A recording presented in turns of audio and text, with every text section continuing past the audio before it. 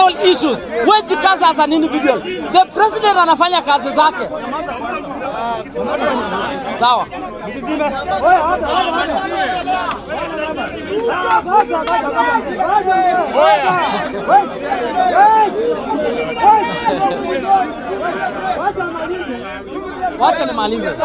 That the objectivity of issues is more important than the objectivity of our emotions.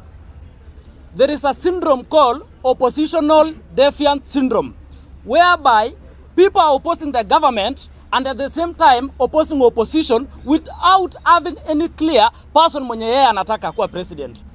You know, now there is something called dabda. Dabda inakujanga through loss and grief.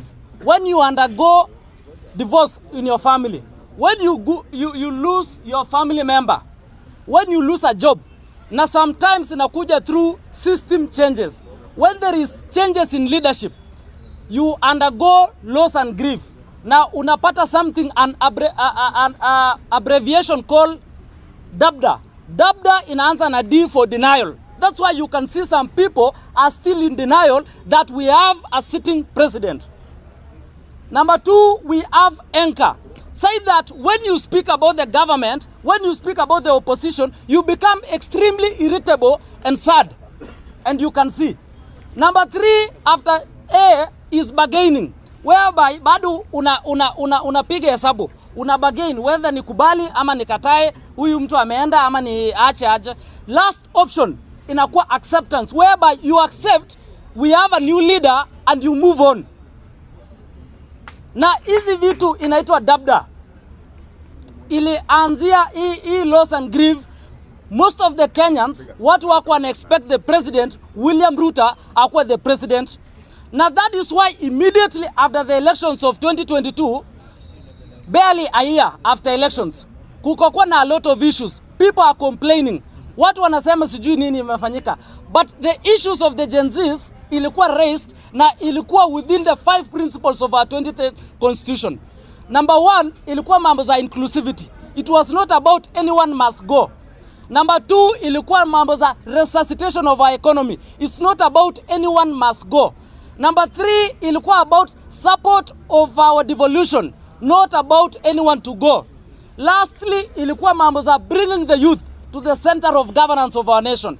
Hakukuwa na mambo za ati who must go. Hizo vitu hizo zimekuwa hijacked by activists ambao wanataka kutumia the blood of the young people to gain popularity and to get some money from the western forces. Hiyo hatuwezi kubali hiyo. Na after that maandamano ya 525 J25 2024 kumekuwa na a number of protests ambazo zimefanyika, ambazo hazina kichwa, haina miguu na haina mwili, haina mwelekeo yote. Lazima tuambiane ukweli.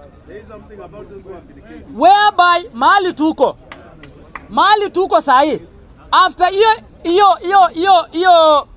the only thing ambayo tuligain na mambo za maandamano, we have a positive issue yenye nitasema, na we have a negative issue. Negative issue is that there was loss of life. That's number 1. Number 2, kulikuwa na wanton destruction of properties. Hizo ni vitu ambazo imefanyika. Hizo ni mamwili negative. The only positive thing ambayo maandamano ilitufanyia is that it made the young people ku exert their energies and their thinking consciousness towards the governance of our nation. The young people wamehakikisha kuwa government agencies zinakuwa subjected to public scrutiny. That's why unaona the government what auditors kazi yao ni rahisi sahi, because the young people wanahakikisha government inafanya kazi. Kitu ya mwisho ambayo nini ilifanya, ilihakikisha kuwa the corporate people ambao wamekuwa akilipwa FT amount of money, watu ambao wanafanya kazi kwa serikali, pia wao wana scrutinize the government. Hizo ni vitu mbili ambazo maandamano imesaidia. But when you weigh the importance, the positivities of maandamano and the negatives of maandamano, the negativities ni mbaya na haiwezi tusaidia kitu yote kama wa Kenya. We have to agree that we have a president.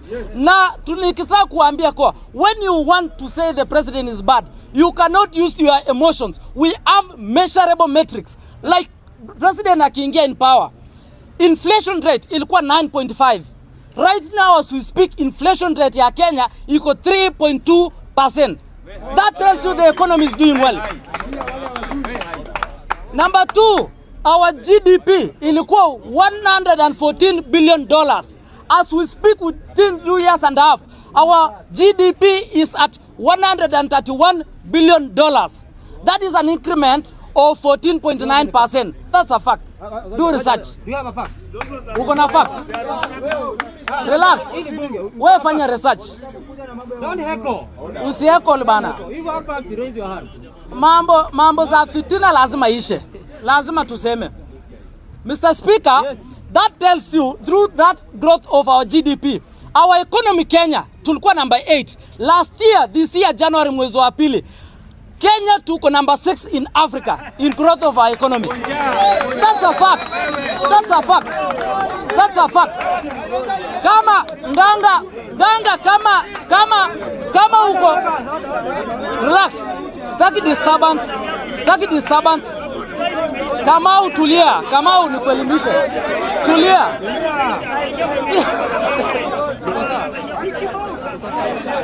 Hiyo ni ukweli. Kama mtu uko na njaa, kama mtu uko na njaa as an individual, it is not your issue kuangalia the president. Wewe have personal issues. Wewe jikaza as an individual. The president anafanya kazi zake. Sawa.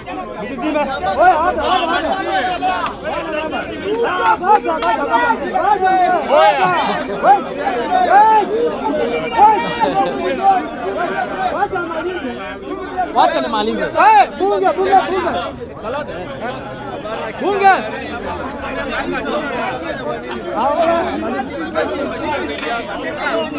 Najua inawawasha. But listen members. Musikize. Musikize.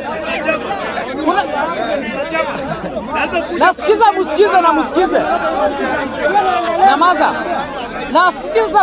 Musikize. William Samoei Ruto. Kama uko na njaa as an individual, it is not. Protect me, Mr. Speaker. Protect me. So when I was talking about Dabda, when